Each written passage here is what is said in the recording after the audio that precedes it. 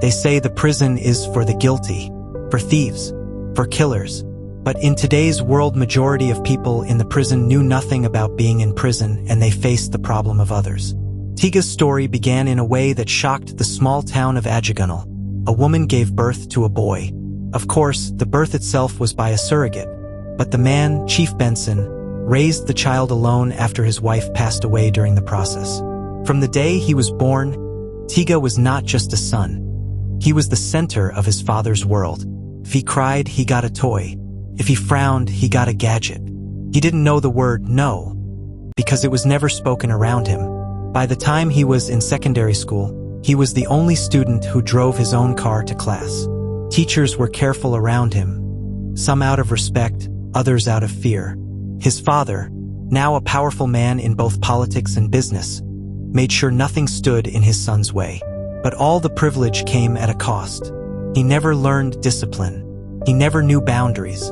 He believed the world owed him everything. When he got into the university, not through merit but through influence, he quickly found his place among those who matched his arrogance and hunger for control. The cult groups. Drawn to power like a moth to flame, he pledged himself without hesitation. At first, it was just for respect and protection. But soon, his natural aggression and lack of empathy made him perfect for the darker side of the group's operations. He could pull a trigger without blinking. He could order a hit and sleep soundly that same night. Within months, he became their top enforcer, their #1 hitman. Tiga barely studied, yet somehow passed. Rumors said his father handled the results. When it was time for university, his name was spoken only in hushed tones. Feared by many, respected by some, and haunted by none. Not even himself, he lived recklessly. His name echoed through the campus in whispers. Rival cults avoided him. Lecturers dared not cross him. Even the police pretended not to see when he passed by. Chief Benson, too proud to admit his son was lost, turned a blind eye. Still funding, still defending, still believing it was just youthful excess.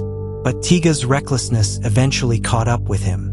During a failed hit against a rival cult group on campus, there was a clear footage of him carrying out the operation, so for that the university expelled him, and the police were soon involved. His father tried everything.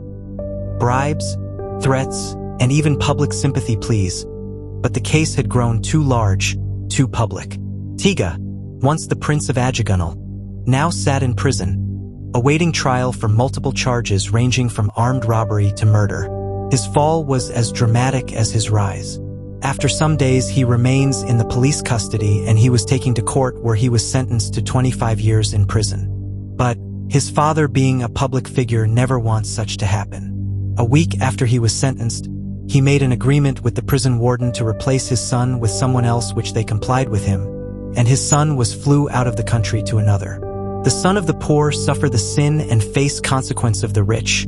And I ask, why is this world such as cruel as this?